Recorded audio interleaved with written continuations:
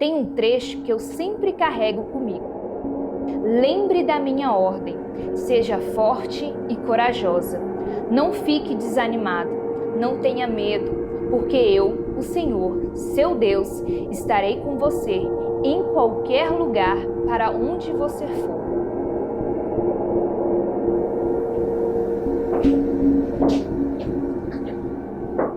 Eu sou Larissa Neves e seja bem-vindo ao meu documentário.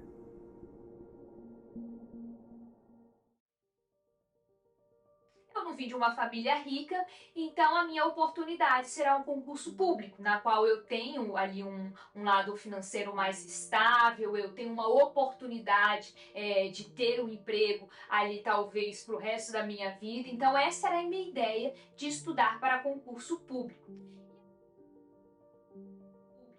E aí eu fiz uma proposta para os meus pais, porque eu sempre trabalhei desde os meus 15 anos, paguei minha faculdade, que foi muito sofrida, e eu falei assim, bom, eu não quero continuar trabalhando, eu quero realmente focar nos meus estudos. E qual foi a proposta que eu fiz para os meus pais? Eu falei, olha, pai, mãe, eu preciso estudar. Eu preciso focar nos meus estudos. Então eu preciso que vocês me sustentem durante aí um ano, mais ou menos. Eu tinha um dinheirinho guardado, mas eu precisaria desse apoio financeiro, esse apoio familiar.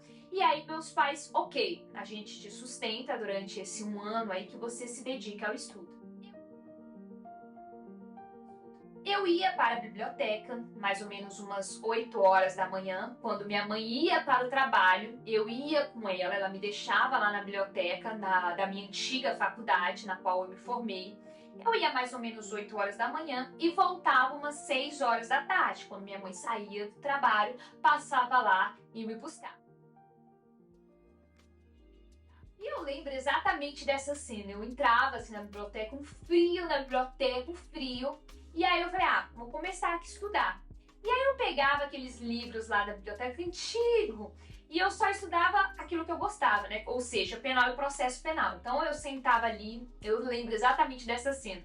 Eu sentava na cadeira, ali naquelas baias daquela biblioteca, num frio, aí eu me encolhi, aí eu abri o livro. Eu lembro que eu peguei o livro do Rogério Greco, desse tamanho, capítulo 1, introdução. Aí fui lá, lia, aí pegava uma folha de caderno e anotava aquela coisa, aí me dava um sono, aí eu deitava um cochilinho, aí eu levantava. Se eu sentasse naquela cadeira ali 1 hora durante o dia inteiro era muito. Então eu vi que aquilo ali não estava dando certo, né? E pegava aqueles livros de direito civil, direito empresarial. Eu falei, meu Deus do céu, esses livros enormes, não é possível. Eu ficava inconformada. Falava assim, gente, não é possível que eu tenho que ler tudo isso para poder passar em concurso público. E aí eu comecei a conversar com o pessoal e encontrei uma amiga minha, que inclusive tinha formado comigo, que inclusive também tem uma irmã gêmea.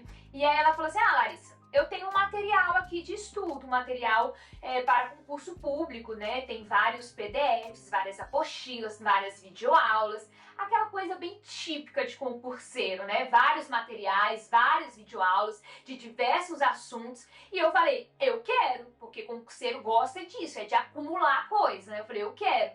E aí eu tinha um pendrive, ela falou assim, não vai dar no pendrive.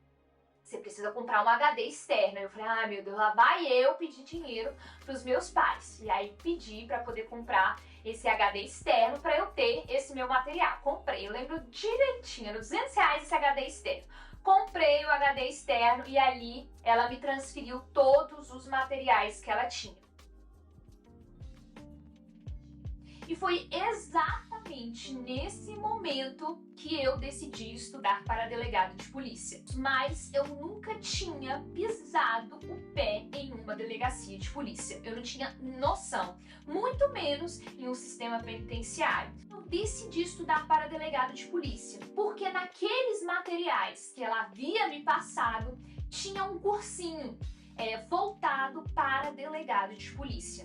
Tinha lá inúmeras videoaulas e eu falei, bom, eu vou estudar para delegado de polícia, pego aqui os meus 3 anos de prática jurídica como delegada, atividade policial como delegada, aquela coisa toda, e depois viro promotora. Então veja que eu não sabia que eu ia estudar para delegado de polícia, eu não queria estudar para delegado de polícia, eu não tinha noção do que era o cargo de delegado de polícia. Comecei a ver aquelas videoaulas, aquela coisa toda, e eu pensava assim, gente, para eu terminar essas videoaulas, porque eu vou demorar mais de um ano para poder terminar de ver esses vídeos aqui desses professores. Mas assim fui. E nesse meio tempo aí, surgiu um burburinho que sempre teve, que iria sair delegado de polícia aqui do Distrito Federal. Eu falei, bom, então é a minha chance. E aí eu vi uma propaganda na qual dizia que venha estudar aqui, faça o cursinho e que ao final desse cursinho vira uma pós-graduação. Eu falei, opa, coisa boa, então eu vou fazer esse cursinho e ao final vai virar uma pós-graduação, então para mim vai ser ótimo. E o cursinho era focado para o cargo de delegado de polícia. Eu falei, quer saber? Eu vou fazer. Vou largar a mão dessas videoaulas aqui, desses materiais aqui. O cursinho nem existe mais, então eram videoaulas antigas. E vou fazer um cursinho presencial, que ao final ainda vai valer como pós-graduação. E aí lá vai eu conversar novamente com os meus pais. Falei, olha, surgiu essa oportunidade de fazer o cargo para delegado. E meu Deus, é delegado, mas carreira policial, vai ser só por um tempo. Depois eu continuo estudando para ser promotora de justiça. E aí vai ser esse cursinho e é bom que vira pós-graduação. E era mais ou menos uns 20 minutos aqui de casa. E eu falei, beleza, então vamos fazer. Fiz minha inscrição. Eu falo que eu fiz a minha inscrição de fato. E assim eu comecei a fazer. E eu estudava exatamente neste local que eu estou. Era exatamente a minha mesa de estudo, que é esta cadeira. Eu tinha o meu vadimeco, o meu computador antigo. E eu falei, mãe, imprime pra mim um distintivo. Porque vai ser com ele, focado nele, que eu vou estudar. Então todo dia eu acordava, olhava para o distintivo, eu falei, é isso que eu vou atrás. Eu acordava lá para as 9 horas da manhã, acordava, ia tomar café da manhã, aí eu olhava o celular, olhava Facebook, Instagram, WhatsApp, respondia os amigos, aquela coisa toda. Quando eu via já era meio-dia, ou seja, a manhã toda eu já não estudava. E aí tirava um cochilinho pós-almoço, porque tinha que ter, meio-dia, cochilava, e aí quando era lá para as 2 horas, eu começava a estudar. E aí eu ficava enrolando nessa cadeira aqui, aí eu olhava pro teto, aí eu olhava pro vizinho, aí eu ia saber a fofoca do outro, e aí eu olhava Instagram, e eu olhava Facebook, e sentava aqui. Gente, se eu realmente li alguma coisa por 1 hora, já era muito. E quando eu via, já era o horário de ir pra pós-graduação. Ou seja, por muito tempo essa foi minha rotina. Por muito tempo eu fiquei procrastinando.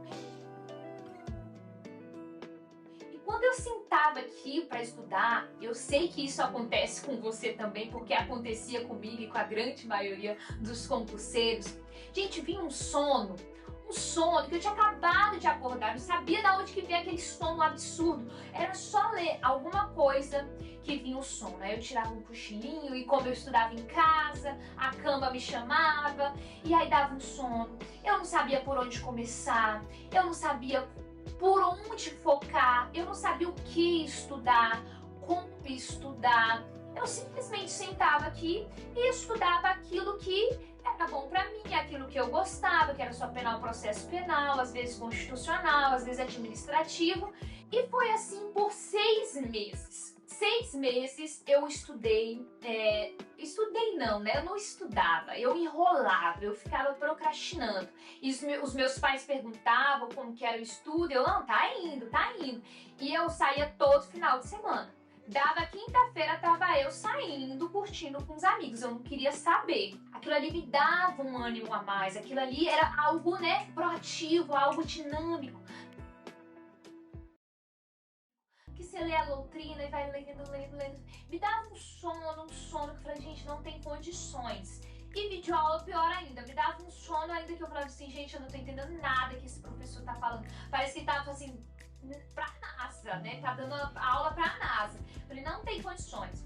E aí eu fui fazer o meu primeiro concurso público, que foi Delegado Santa Catarina. Foi a primeira vez que eu fui fazer um concurso fora de Brasília. Foi a primeira vez que eu fui fazer um concurso para qual eu achava que estava estudando, focada. E aí fui lá fazer.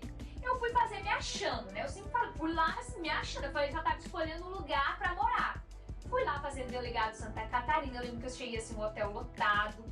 Cheio de concurseiro, eu nunca tinha visto aquele ambiente de, né, concurso, né, você começa a conhecer as pessoas, aquela coisa toda, e aí eu fui fazer minha prova. Eu lembro que eu peguei um ônibus com a galera do hotel, porque já não tinha mais aplicativo de motorista ali no local, porque já a cidade estava cheia. Peguei um ônibus para fazer a prova, frio, fiz aquela prova.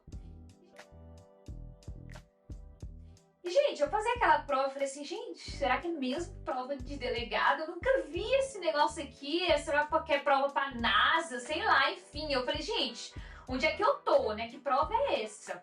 E eu saí de lá e falei, meu Deus do céu, será que eu tô, assim, realmente estudando certo? Será que eu fiz direito, né? Tinha umas teorias lá que eu nunca tinha visto na vida. E eu voltei, assim, pra casa arrasada. Falei, meu Deus, arrasada. Pra comemorar, né, pra eu tentar, assim, melhorar um pouquinho, o que eu fiz? Fui sair, eu lembro que era um final de semana, falei, não, essa prova aí, vou sair pra me divertir um pouco, preciso me divertir, né? Na época eu tinha um namoradinho, eu saí. E quando eu voltei pra casa, eu sofri um acidente de carro. Eu bati o meu carro, eu lembro o meu Peugeotzinho, os meus amigos vão lembrar do meu Peugeotzinho branco. Eu bati esse carro em um poste, aquela coisa toda, mas eu achei que era de leve. Aí eu falei, nem desci do carro. Saí, voltei, vim aqui, estacionei o carro aqui na garagem de casa, estacionei e dormi.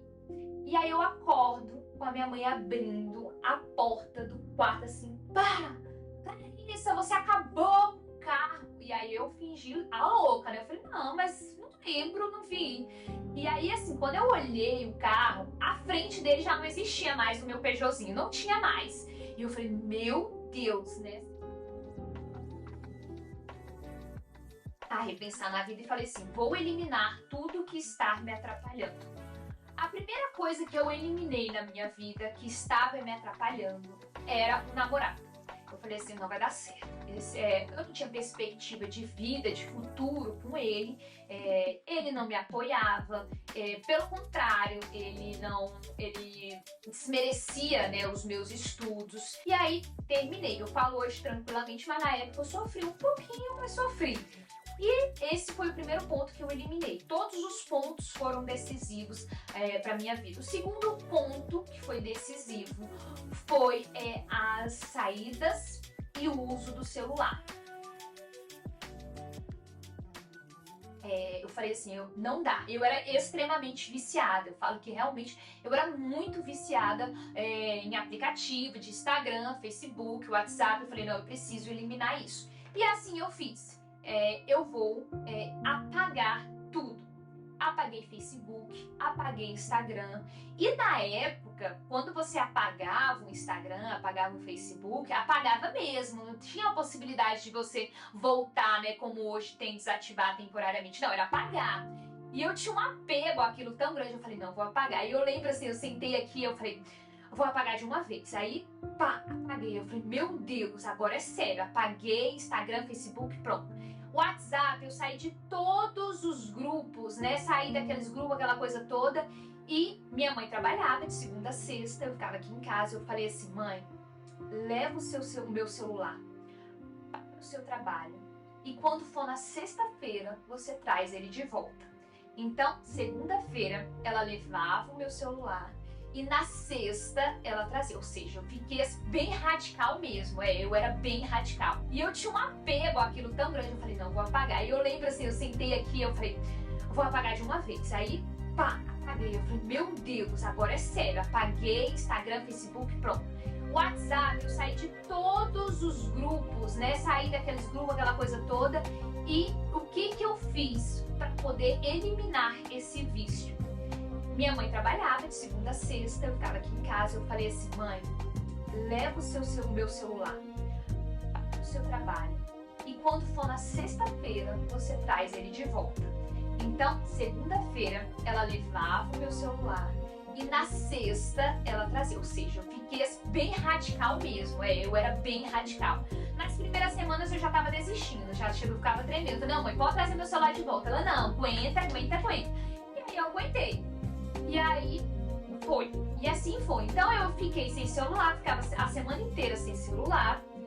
Ficava sem celular, botava despertador no próprio relógio e fui desapegando, aquilo ali foi desapegando, eu realmente fui perdendo aquele vício. E junto com isso, com essa eliminação desses vícios, meus amigos me chamavam para sair e a desculpa sempre era a mesma. Não, eu preciso estudar, preciso estudar. E aí as pessoas foram deixando de me chamar para sair, eu fui perdendo vários amigos, né? Eu falo que foram amigos que realmente são apenas colegas, os meus amigos até hoje não permanecem. Fui perdendo, né, essas amizades, cada vez mais, vínculo familiar também. As pessoas, minha família me chamavam, vamos almoçar, vamos pra aquilo, vamos pra aquela. E eu falava, não. Olhando que minha mãe falava, você tá ficando louca, você tá muito exagerado. Falei, não, mãe, ou é assim, ou não vai dar certo. Porque comigo funciona desse jeito. As pessoas paravam de me chamar e eu completamente me isolei nesse meu mundinho aqui. Me isolei completamente. Ela resolveu não ter rede social. Ela pegou o celular, falou, mãe, não vou ter mais. Pega o meu celular, fica com você. Aí o que eu fazia? Eu levava para o trabalho. Levava para o trabalho na segunda-feira e ela dava umas recaídas no meio da semana. Mãe, meu celular, me dá meu celular. Eu falei, não, tá lá no trabalho. 6 horas da manhã, ela já estava sentada na mesa. Eu falei, Larissa, não precisa disso, precisa, mãe.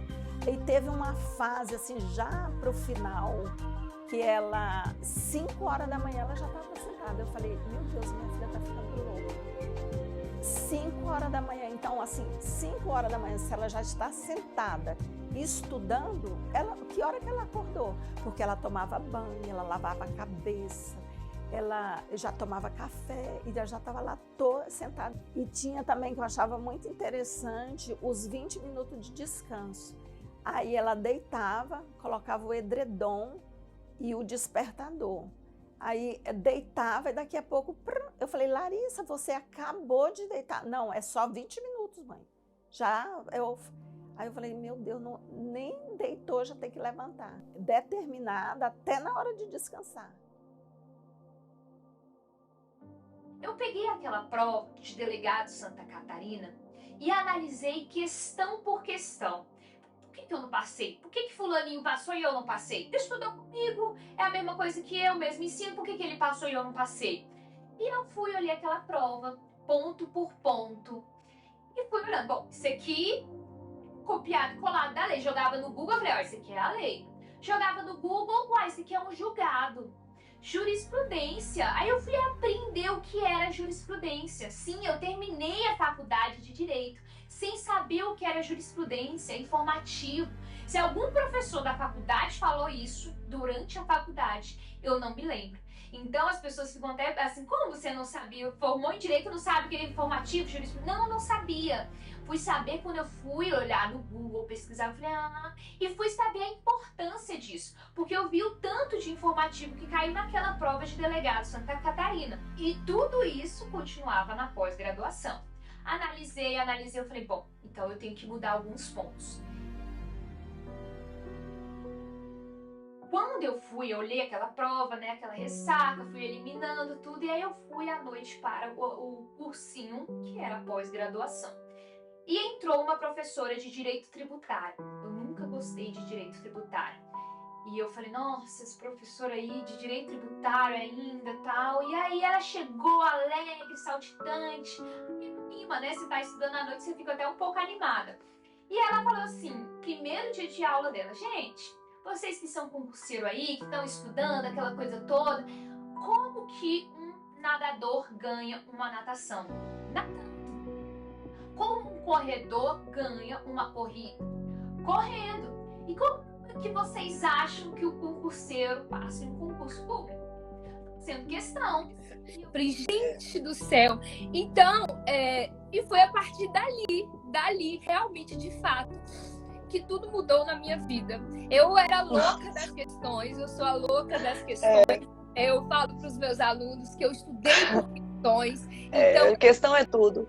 Eu peguei aquela informação que você às vezes falou, como fala, mas às vezes você não tem noção do tanto que você influencia na vida das pessoas. A partir dali, eu peguei essa informação, Cris, e comecei a fazer milhares de questões. E eu só ficava com essa frase na cabeça: eu tenho que fazer questões. E realmente eu consegui as minhas aprovações com base no que você me falou. Foi isso aqui que realmente fez a mudança na minha vida. E eu queria te agradecer imensamente aqui. Muito. E eu falei, eu nunca fiz uma questão na vida, eu não estudava por questão. E aquilo ali entrou na minha cabeça, e foi falando, e eu fui prestando atenção no que aquela professora estava falando, e fazia sentido para mim. Eu cheguei em casa, a primeira coisa que eu fiz foi me cadastrar no site de questões. E ali a minha vida mudou drasticamente. Quando eu passei a estudar por questões, aquilo ali me dava um ânimo a mais, aquilo ali era algo, proativo, algo dinâmico. E aí eu fui estudando por questões, comecei, a ter um objetivo, comecei a criar um cronograma de estudo. Eu falei assim, bom, eu tenho um dia inteiro para estudar, eu tenho essa oportunidade de estudar. Eu lembro que lá na minha pós-graduação, a galera estudava, assim, trabalhava o dia inteiro, ia estudar à noite. E eu falei, gente, eu tenho essa oportunidade, eu vou aproveitar essa oportunidade que eu tenho para estudar o dia inteiro. E aí eu falo que eu profissionalizei os meus estudos. Eu coloquei assim, vou estudar de 8 a meio-dia e depois de 2 às 6, bacana. Obviamente eu não conseguia bater essa meta de horário. Por quê? Porque meu corpo não estava acostumado. Eu não tinha costume de estudar. Eu não tinha costume de sentar aqui e ficar estudando horas e horas. Eu não tinha esse costume. Meu corpo até levou um susto. Falou, por que essa doida tá fazendo? Então, mas eu forçava, eu acordava, eu falei, não, eu vou forçar. E toda vez que eu ficava com sono, que eu sei que vocês têm um sono absurdo, eu levantava. Eu ficava rodando esse quarto, li em pé, e aí eu falava, não, vou tomar um banho, eu gostava de tomar banho. Eu lavava o cabelo, molhava o cabelo, lavava o rosto, pronto. E toda vez que batia aquele sono, eu, levantava. E quando, em seguida, saiu o delegado Ceará. E eu falei, é esse que eu vou fazer. E eu já estava indo num ritmo bom. Já estava ali com 8, 9 meses de estudo. Falei, vou fazer delegado Ceará. Foi lá pro final do ano de 2013 e 2014. Já era ali pro finalzinho do ano. E eu falei assim, vai ser o meu próximo concurso. E aí, focada, delegado Ceará, questão, fazia o dia inteiro questão. Eu colocava a matéria que eu mais tinha dificuldade pela manhã, porque era o momento que eu estava mais disposta. E à tarde, quando eu já estava mais cansada, eu colocava a matéria que eu mais dominava. E assim eu fui jogando isso. E aí, fazer questão, li a lei seca. Esse meu vade-mecum aqui, eu sei ele de cor, sei exatamente onde está anotado cada coisa, porque eu comia o meu vade-mecum. Então, meu estudo era baseado nessa tríade: questão, lei seca e jurisprudência. Eu tirei de lado, coloquei de lado a doutrina, coloquei de lado a videoaula, porque aquilo ali não era a minha metodologia. Tem gente que ama a doutrina, tem gente que ama ver videoaula, mas eu entendi que aquilo ali não era para mim. Delegado Ceará, primeira fase, eu fiquei nas cabeças. Eu lembro que eu fiquei assim, em 13º lugar, por ali. E eu fui muito bem na prova. Só que na segunda fase, que era a segunda de peça, eu nunca tinha feito uma peça. Eu nunca tinha estudado para uma segunda fase. Eu era totalmente crua. E a segunda fase era de tarde. Então de manhã eu tinha ido muito bem, concentrado. Tenho certeza que eu fui bem nessa prova. E tarde veio o baque. Eu errei a peça, eu lembro exatamente que era prisão temporária, eu fiz prisão preventiva, a banca não considerou. E eu saí da prova sabendo que eu errei. E eu chorava. Eu chorava tanto. Eu lembro que até um pós-prova, que era o que a gente gostava, tinha um show lá no Ceará, eu acho que era o show do Wesley Safadão. Todos os meus amigos foram. Eu falei, eu tinha comprado o ingresso, mas eu fiquei tão triste que eu falei, eu não vou. Não sei de onde ela tirou, se apaixonou depois que passou, né? Porque não estava no foco dela, ela queria promotora e de repente ela passou para delegado, não passou de primeira, ela teve algumas reprovações, que com essas reprovações aí que ela ficou com mais garra para estudar, né? E ela teve a fase quando ela não passou, ela chorou muito. Eu lembro que ela fez em Fortaleza, que ela não passou quando ela me ligou, pelo fato dela estar em Fortaleza e eu ligava direto, ela me ligava e ela me ligou chorando muito. Eu falei, Larissa, pelo amor de Deus, me conta o que aconteceu. Eu achei que ela tinha sido assaltada, como ela estava longe, e ela não me contava e ela só chorava. E eu falei, isso não é pra mim não, eu não vou desistir. E aí eu pensei, quer dizer, eu nem tive tempo de pensar muito, porque saiu delegado Distrito Federal. O burburinho vai sair a prova e saiu o edital.